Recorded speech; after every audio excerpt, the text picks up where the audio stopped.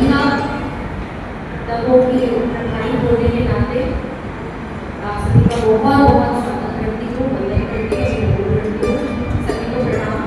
और जिस हेतु आज आपको यहाँ पे आमंत्रित किया है उसका थोड़ा सा मैं ब्रीफ कर देती हूँ आपको। अभी आप लोगों ने भी देखा कि हमारे यशस्वी प्रधानमंत्री जी की मंशा है कि हमारी जो मातृशक्ति है वो उन्होंने उनको जो है निर्णायक भूमिका में लाने का उनका जो प्रस्ताव था, उनकी मंशा थी ऐसी।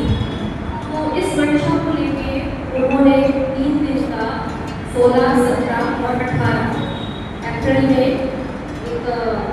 स्पेशल सत्र आयोजित किया। 16 तारीख को बहस चल रही थी, हम सभी ने देखा, हम सभी ने सुना। 17 को उसके बिल जो है वो पारित होना था, लेकिन वो बिल पारित नहीं हुआ, तो मेरी तो कहीं ना कहीं उस बीच जो उनकी मंशा थी उसको लेके हम सभी, चूँकि हम सभी मातृशक्ति हैं और हम लोग कहीं ना कहीं भारतीय जनता पार्टी में अपने अपने क्षेत्रों का प्रतिनिधित्व कर रहे हैं और हम भी बड़े उत्साहित थे, बड़ा उमंग था, बड़ा जोश था हमारी बहनें। मैं भी यहाँ पे आई थी, आप सभी ने देखा होगा कि हमने यहाँ पे पदयात्रा भी की थी जिसमें भारी संख्या में हमारी मातृशक्ति थी। और आप यहाँ आज मंच में भी देख रहे हैं और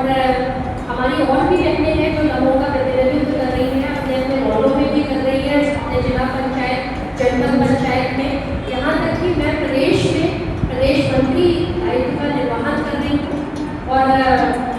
हम बहनें जो हैं मुझे भी कहीं ना कहीं जो पहचान मिली जब मैं नगर पालिका अध्यक्ष छतरपुर में रह के मैंने 10 साल तक अपने जिस प्रकार से एक महिला अपने घर को सजाती है, संवारती है, उसकी उस माहौल को पॉजिटिविटी में ढालने की कोशिश करती है। आप सब भी जानते हैं, मैं पुरुषों को भी यही कहूँगी कि एक गाड़ी के 2 पहिए हैं। गाड़ी अच्छी चलती है जब दोनों पहिए बराबरी उसमें होते हैं, लेकिन फिर भी हमारी बहनों को प्रतिनिधित्व दिया गया। लेकिन अब हमारे प्रधानमंत्री जी की मंशा थी कि हम बात करते हैं अधिकारों कर्तव्यों की, लेकिन हमारी बहनें जो हैं उनके लिए अब उनको निर्णायक भूमिका में लाने का जो प्रस्ताव रखा गया था। और हमारा भी सपना था, हम अपनी बहनों को देखते थे जब हमने आदरणीय स्वर्गीय सुषमा स्वराज जी को देखा जब वो संसद में बैठ के बोलती थी, हमने राजमाता जी सिंधिया को देखा, हमने बहुत सारी ऐसी मातृशक्ति को देखा और हमने उनको अपना आदर्श बनाने की कोशिश की। हमने भी सपना देखा कि हम अपने अपने क्षेत्रों में काम कर रहे हैं तो हम भी विधानसभा और लोकसभा में बैठ के अपने क्षेत्र का प्रतिनिधित्व करेंगे। लेकिन जब इस बिल को पारित करने की बात की और जो इंडी गठबंधन है तो उसमें आप सभी से मैं गवाही है कि किस प्रकार से हमारे प्रधानमंत्री जी एक अनुवाद कर रहे थे, एक मतलब उन्होंने एक रिक्वेस्ट तक की कि इसमें किसी का कुछ नहीं है, हमारी बहनों को प्रतिनिधित्व मिलेगा, हमारी बहनें जाएंगी। तो जब ये बिल गिर गया तो हम सभी ने एक और चीज़ देखी कि जिस प्रकार से दूसरे दलों में जश्न का माहौल, आप सबने भी देखा, हमने भी देखा, और तो हम कहीं ना कहीं आहत हुए, हमारी जो भावनाएं थी। आज मैं यहाँ तो ठीक है, मैं बहुत ग्रामीण क्षेत्रों में भी गई जहाँ थोड़ी महत्वाकांक्षी बहनें थी जो अपने प्लेटफॉर्म पे काम कर रही थी और वो हमसे बोलती थी कि दीदी हम काम कर रहे हैं, क्या हमको भी ऐसा मिलेगा। भारतीय जनता पार्टी में आज किसी को नहीं पता कि इसमें से कौन सी बहन तक कहाँ पहुँचे। हो सकता है लोकसभा में पहुँच जाए, हो सकता है विधानसभा में पहुँच जाए, तो हम अपनी बहनों को यही कहते थे कि आप काम करिए, काम करिए, कोई ना कोई हमारे कार्य का मूल्यांकन करेगा और जहाँ हमारी जगह है हमको वहाँ पे भेजा जाएगा, लेकिन आप ईमानदारी से, कर्तव्य निष्ठा से अपने क्षेत्र के लिए काम करें। तो अब हमारी बहनें जो है वो कहीं ना कहीं आहत हुई, कहीं ना कहीं वो दुखित हुई कि जो चीज़ आसानी से चाहते, अगर इस हेतु के लिए सभी लोग एक हो जाते और सभी लोग अच्छे से इसको एक सुर में पारित कर देते, तो मुझे लगता है कि आज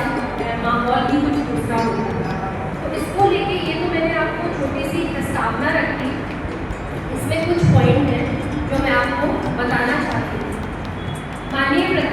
श्री नरेंद्र मोदी जी के नेतृत्व वाली एनडीए सरकार ने देश की आधी आबादी को नीति निर्धारण की प्रक्रिया में सक्रिय भागीदारी बनाने के लिए नारी शक्ति वंदन अधिनियम 2023 में पारित हुआ। माननीय प्रधानमंत्री श्री नरेंद्र मोदी जी ने सभी पार्टियों से नारी शक्ति वंदन अधिनियम को जल्दी लागू करने के लिए संशोधन पर साथ देने की विनती की, लेकिन महिला विरोधी मानसिकता से भरे कांग्रेस के नेतृत्व वाले इंडी गठबंधन ने एक बार फिर